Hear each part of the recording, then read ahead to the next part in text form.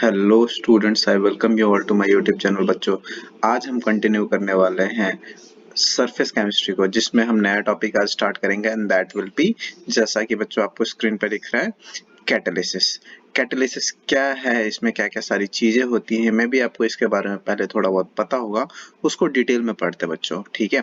तो कैटालिसिस का डेफिनेशन या किसने सबसे पहले इसके बारे में हमें बताया, वो सारी चीजें जानने से पहले एक बेसिक एग्जांपल देता हूँ, जिससे टोन सेट हो जाएगा और आपको ये समझ में आएगा, you will be able to relate कि व्हाट इज कैटालिस्ट, कैटलिस्ट क्या होते हैं, कैटालिसिस एज अ प्रोसेस क्या होता है। तो जैसे बच्चों नीचे आपको एक रिएक्शन दिख रहा है यहाँ पे, दैट इज 2KClO3। ये क्या हो रहा है, डीकम्पोज हो रहा है। ये क्या हो रहा है बच्चों, डीकम्पोज हो रहा है, ठीक है। ये क्या हो रहा है, डीकम्पोज हो रहा है किस चीज में, KCl एंड ऑक्सीजन में। तो ऐसा देखा जाता है कि नॉर्मली जब इस रिएक्शन को अगर आप करते हो बच्चों, तो इस रिएक्शन को कैरी आउट करने के लिए एक टेम्परेचर रेंज चाहिए, that is around 653 kelvin to 873 kelvin. इस रेंज में आपको टेम्परेचर देना पड़ता है इस रिएक्शन को, इस पर्टिकुलर रिएक्टेंट को आपको इन दोनों प्रोडक्ट में डीकम्पोज करने के लिए।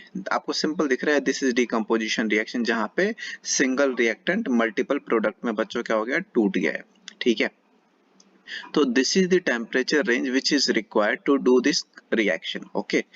देन हम क्या करते हैं, अगर अगर बच्चों हम इसके अंदर ऐड कर देते हैं, क्या ऐड करते हैं हम, मैग्नीज डाइऑक्साइड। ये जो पीछे आपको सब्सटेंस दिख रहा है, मैग्नीज डाइऑक्साइड है, इसका कलर ब्लैक जैसा होता है, ब्लैक कलर का आपको दिखेगा, ठीक है। तो दिस इज मैग्नीज डाइऑक्साइड। जैसे ही आप इस रिएक्शन में मैग्नीज डाइऑक्साइड ऐड कर देते हो बच्चों, तो ये नोटिस किया गया है कि टेम्परेचर रेंज जो रिक्वायर्ड है इस रिएक्शन को कंप्लीट करने के लिए, वो क्या होता है, वो ड्रास्टिकली कम हो जाता है। कहां से, 653 टू 873 जो पहले रेंज था, वो उससे नीचे गिर के 473 टू 633 केल्विन के रेंज में हो जाता है। एंड रिएक्शन भी पहले के रिस्पेक्ट में एक्सेलरेटेड होता है, दैट मीन्स फास्ट हो चुका होता है बच्चों, ठीक है। तो ऐसा क्या हुआ जिसके चक्कर में ये टेम्परेचर रेंज कम हो गया, और ऐसा क्या हुआ जिसके चक्कर में ये रिएक्शन एक्सेलरेट हो गया। ये बाई, आप बोल सकते हो कि कैटालिसिस मैकेनिज्म के, ये कैटालिसिस मैकेनिज्म का बेसिकली आप बाई प्रोडक्ट बोल सकते हो कि कैटालिसिस जब होता है तो आपका क्या हो सकता है कि रिएक्शन फास्ट हो जाता है या जल्दी हो सकता है। फास्ट जल्दी बोलने से अच्छा है, बेटर वर्ड मैं यूज करूंगा, ऑल्टर हो जाता है, ठीक है। जनरली आप कैटलिस्ट बोलते हैं इस चीज के लिए हो, तो जो आप कैटलिस्ट वर्ड यूज करते हो आप पॉजिटिव सेंस में ही यूज करते हो। तो जनरली हमारा क्या मतलब होता है, जब मैं बोलता हूँ किसी रिएक्शन में मैंने कैटलिस्ट यूज किया है, तो मेरा बोलने का यह मतलब होगा कि रिएक्शन के रेट को मैं क्या करना चाहता हूँ, एनहांस करना चाहता हूँ। मैं क्या करना चाहता हूँ, रिएक्शन के रेट को, रिएक्शन के रेट को मैं क्या करना चाहता हूँ बच्चों, एनहांस करना चाहता हूँ। और उस पर्पस के लिए मैं क्या यूज करूंगा, मैं कैटलिस्ट यूज करूंगा। कैटलिस्ट वर्ड है, कैटलिसिस पूरे प्रोसेस को बोलते हो, ठीक है। तो आई होप ये चीज आपको बच्चों समझ आया होगा। एक और चीज है कि अगर आपको केमिकल रिएक्शन में रिप्रेजेंट करना है इस मैग्नीज डाइऑक्साइड को, तो आप क्या करते हो कि ये रिएक्टेंट है और ये प्रोडक्ट है। तो अगर कोई आप सब्सटेंस यूज करते हो उस रिएक्शन को कैरी आउट करने के लिए, उसको भी एरो के ऊपर ही लिखते हो, और अगर बच्चों कुछ कैटलिस्ट यूज करते हो तो उसको भी आप एरो के ऊपर ही यूज करते हो। जैसे मैं एक एग्जांपल देता हूँ, हेबर्स प्रोसेस में आप क्या करते हो, नाइट्रोजन को हाइड्रोजन से रिएक्ट कराते हो सो दैट अमोनिया बने। मैंने इसको बैलेंस नहीं कर रखा, बट यू नो कि नाइट्रोजन को हाइड्रोजन से जब रिएक्ट करता हूं तो उससे क्या बनता है, अमोनिया बनता है। और इस रिएक्शन को कैरी आउट करने के लिए आपको एज अ कैटलिस्ट आप यूज करते हो आयरन को। तो मैं आयरन को क्या कर दूंगा, एरो के ऊपर लिख दूंगा, आयरन सॉलिड स्टेट में आप वहां पे यूज कर रहे हो, ठीक है। These two are gas and this is also gas, ये दोनों गैसेस फॉर्म में है, ओके। इसको मैं बैलेंस कर लूंगा, that is different thing, this will be 2 and this will be 3। तो आपका यहाँ पे दिख रहा है ये गैस स्टेट में, ये आपका सॉलिड स्टेट में है। तो आप कैटलिस्ट को उस एरो के ऊपर ही, जो आप रिएक्शन के लिए यूज करते हो रिएक्टेंट टू प्रोडक्ट वाली साइड, उस वहां पे आप एरो के ऊपर लिख देते हो, and that is catalyst, okay. एक बहुत इंपॉर्टेंट फीचर है बच्चों जो कैटलिस्ट का आपको समझ में आना चाहिए, दैट इज कि कैटलिस्ट खाली रिएक्शन के रेट को एनहांस करता है, वो एक्चुअली प्रोडक्ट फॉर्मेशन में पार्टिसिपेट नहीं करता कभी भी। वो प्रोडक्ट फॉर्मेशन में पार्टिसिपेट नहीं करता। सपोज करो कि आपके पास एक रिएक्टेंट है और इससे आपका प्रोडक्ट बना पी। अगर सपोज आपका कैटलिस्ट कोई सी यूज करते हो तो प्रोडक्ट में कहीं पे भी वो सी नहीं दिखेगा। दैट मीन्स अगर आप यहाँ पे सिंपल देखो, नाइट्रोजन आपने यूज करा, यहाँ पे हाइड्रोजन यूज करा, प्रोडक्ट में देखो नाइट्रोजन और हाइड्रोजन ही है, आयरन कहीं दिख रहा है प्रोडक्ट में? नहीं। दैट मीन्स कैटलिस्ट की एक बहुत बड़ी प्रॉपर्टी ये होती है कि वो रिएक्शन के रेट को फास्ट तो करते हैं without participating in product formation. Product जब बन रहा होता है तो वापस वो अलग हो जाते हैं, ठीक है। तो ये जो चीज है इसको जब मैं हेट्रोजेनियस कैटालिसिस पढ़ाऊंगा नेक्स्ट वीडियो में बच्चों, तब और अच्छी तरीके से समझाऊंगा कि ऐसा कैसे होता है। बट फिलहाल के लिए ये समझो कि कभी भी प्रोडक्ट फॉर्मेशन में आपका कैटलिस्ट पार्टिसिपेट नहीं करता। हाँ, प्रोडक्ट कैसे बनेगा, फास्ट कैसे होगा उसमें जरूर, लेकिन एक्चुअल प्रोडक्ट में आपको नहीं दिखेगा। तो यहाँ पे आपको दिख रहा होगा the added manganese dioxide remains unchanged with respect to its mass and composition. That means जिस तरीके से आपने रिएक्टेंट को जिस तरीके से आपने कैटलिस्ट को यूज करा है वो रिएक्शन खत्म होने के बाद भी बिल्कुल उसी फॉर्म में आपको मिल जाएगा। प्रोडक्ट बनने में खाली वो हेल्प करता है, एक्टिवली प्रोडक्ट बन के उस तरीके से पार्टिसिपेट नहीं करता। तो आई होप आपको समझ आया होगा कि बेसिकली कैटालिसिस में क्या है। डेफिनेशन मैं नेक्स्ट स्लाइड पे बताता हूं, बट आपको एक आइडिया लग गया होगा कि कैटालिस्ट क्या होता है और क्या बेसिक उसका मतलब है। नेक्स्ट स्लाइड पे चलते हैं बच्चों एंड डेफिनेशन के बारे में देखते हैं। सबसे पहले इसके बारे में बताया किसने, उसके बारे में। यहाँ पे एक बहुत फेमिलियर नाम आप देख रहे होगे, बर्जीलियस, ठीक है। अगर बच्चों आपको 11th ऑर्गेनिक केमिस्ट्री याद हो, अगर आपको 11th की ऑर्गेनिक केमिस्ट्री याद हो तो उसमें एक बहुत इंपॉर्टेंट टर्म हमने पढ़ा था, एक बहुत इंपॉर्टेंट थ्योरी पढ़ी थी, not from paper point of view but या ऑर्गेनिक जब पढ़ते हो तो सबसे पहले यही पढ़ते हो, that is vital force theory. I hope आपको रिमेंबर होगा वाइटल फोर्स थ्योरी, आपको याद होगी ये चीजें। वाइटल फोर्स थ्योरी क्या होती है? बर्जीलियस ने ही सबसे पहले वाइटल फोर्स थ्योरी का कॉन्सेप्ट दिया था। अकॉर्डिंग टू दैट उनका ये कहना था कि जितने भी लिविंग बीइंग्स होते हैं उनके पास एक स्पेशल एबिलिटी होती है, एक वाइटल फोर्स होता है, एक दिव्य शक्ति होती है जिसकी वजह से वो क्या कर सकते हैं, ऑर्गेनिक कंपाउंड प्रोड्यूस कर सकते हैं। जैसा कि आपको पता है कि बच्चों जितने भी लिविंग बीइंग्स होते हैं उनके बॉडी से जितने भी टाइप के वेस्ट निकलते हैं, ठीक है, तो वो सारी चीजें क्या होती है, ऑर्गेनिक मटेरियल्स होते हैं। तो ऐसा माना जाता था, सारे वेस्ट नहीं, बहुत सारे टाइप के ऑर्गेनिक मटेरियल बॉडी बनाती है, बट हाँ जितने भी वेस्ट भी होते हैं आपके बॉडी से जो निकलते हैं that is also organic compound. तो ऐसा मानते थे बर्जेलियस कि जितने भी लिविंग बीइंग्स होते हैं उनके पास स्पेशल एबिलिटी होती है किस चीज को बनाने की, ऑर्गेनिक कंपाउंड को बनाने की। उस थ्योरी को वाइटल फोर्स थ्योरी बोलते हैं। अगर आपको याद हो तो एफ वोलर, हाँ एफ वोलर, ये इनके बच्चों क्या थे, स्टूडेंट थे, और इन्होंने ही इनको गलत प्रूफ किया था। इन्होंने क्या किया था, लेबोरेटरी में, मतलब बर्जीलियस का कहना था कि खाली लिविंग बीइंग्स ही प्रोड्यूस कर सकते हैं ऑर्गेनिक कंपाउंड, लेबोरेटरी में नहीं बनाया जा सकता। इन्होंने लेबोरेटरी में सबसे पहले एक ऑर्गेनिक कंपाउंड बनाया था और इन्होंने अपने बेसिकली टीचर या मास्टर जो भी है उनको गलत प्रूफ किया था। तो आपको ये ध्यान होना चाहिए, अगर आपको याद नहीं है तो याद रखना सबसे पहले बर्जीलियस ही वो साइंटिस्ट थे जिन्होंने 1835 में ये जो फॉरेन, जो आपके पास किसी भी रिएक्शन में फॉरेन सब्सटेंस होता है। अब मैं क्या बोल सकता हूँ, अगर मेरा रिएक्टेंट टू प्रोडक्ट बन रहा है तो मेरा कैटलिस्ट एक तरीके से उस रिएक्टेंट के लिए फॉरेन सब्सटेंस है ना। तो सबसे पहले बर्जीलियस ने ही इस चीज के बारे में पता किया, the systematic study of effect of foreign substance on rate of chemical reaction.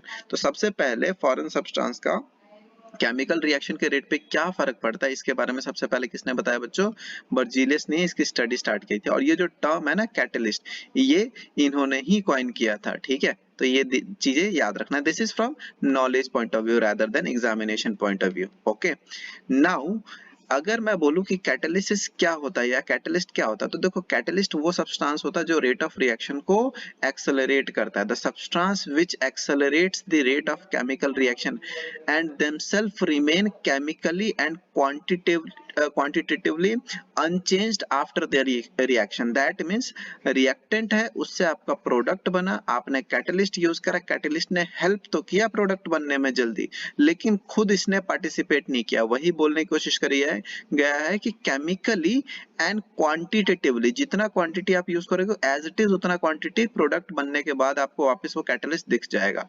ठीक है, तो दैट रिमेन्स अनचेंज्ड। एंड इस पूरे प्रोसेस को आप क्या बोलते हो? कैटालिसिस। इस सब्सटेंस को कैटलिस्ट बोलते हो और इस पूरे फिनोमिनन को, इस पूरे प्रोसेस को आप क्या बोलते हो बच्चों? कैटालिसिस।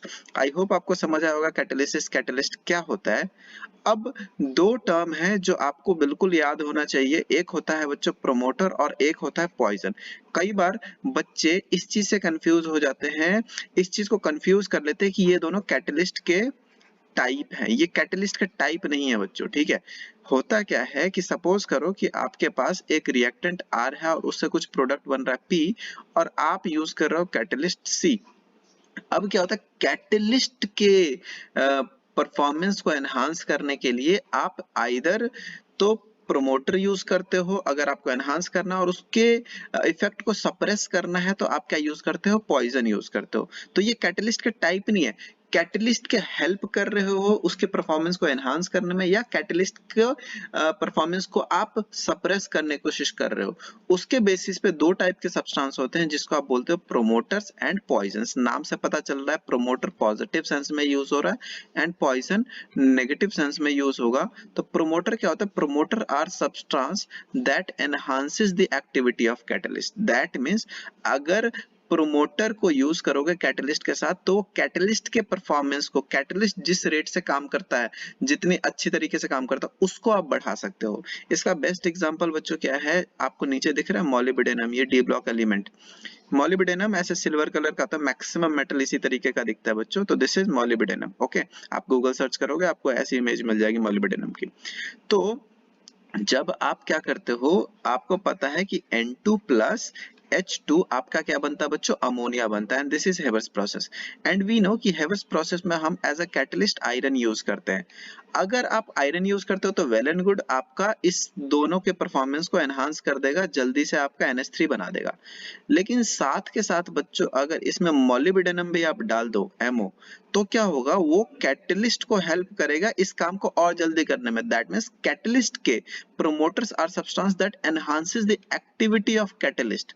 ये कैटलिस्ट के परफॉर्मेंस को एनहांस करने का काम आता है। तो दैट मीन्स मॉलिब्डेनम यूज करोगे तो आपका आयरन की जो कैपेसिटी है इसको इसमें चेंज करने की, वो और ज्यादा एनहांस हो जाएगी। आई होप आपको समझ आया होगा क्या बोलने की कोशिश करी जा रही है यहाँ पे। एंड देन अगेन एक एग्जांपल होता है पॉइजन। जब पॉइजन का अगर मैं डेफिनेशन पढ़ूं तो दैट इज बच्चों कि poison decreases the activity of catalyst. ये क्या कर देता है? उसके कैटलिस्ट की एक्टिविटी को कम कर देता है। ये क्या कर देता है? डिक्रीज कर देता है, सप्रेस कर देता है। जैसे कि क्रैकिंग ऑफ पेट्रोलियम। देखो पेट्रोलियम इंडस्ट्री में क्रैकिंग एक बहुत इंपॉर्टेंट चीज होती है। क्रैकिंग का क्या मतलब होता है? सपोज आपके पास एक हायर हाइड्रोकार्बन है, सपोज करो C8H18, ठीक है, ये एक हाइड्रोकार्बन है CnH2n+2, दैट मीन्स एल्केन है।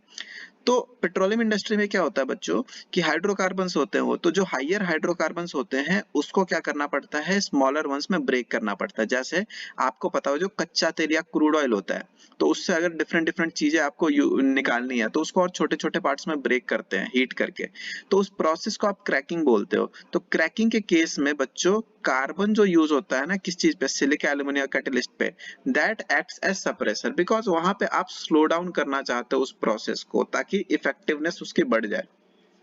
तो आई होप आपको समझ आया होगा बच्चों कि what is promoter and what is poison, ठीक है। Now moving on to next topic for this particular video, and that is बच्चों type of catalyst। Okay, type of catalyst। catalyst can be of two types बच्चों। broadly अगर मैं classify करूं तो that is homogeneous catalysis and second is heterogeneous catalysis।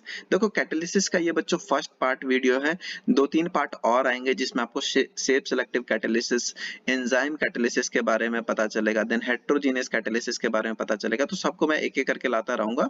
मैं detailed वे में एक एक पर्टिकुलर चीज पे बना रहा हूँ वीडियो, सो दैट कि आपको ज्यादा अच्छी तरीके से चीजें समझ आए और आपके पास टाइम रहे इस चीज इसको प्रैक्टिस करने का।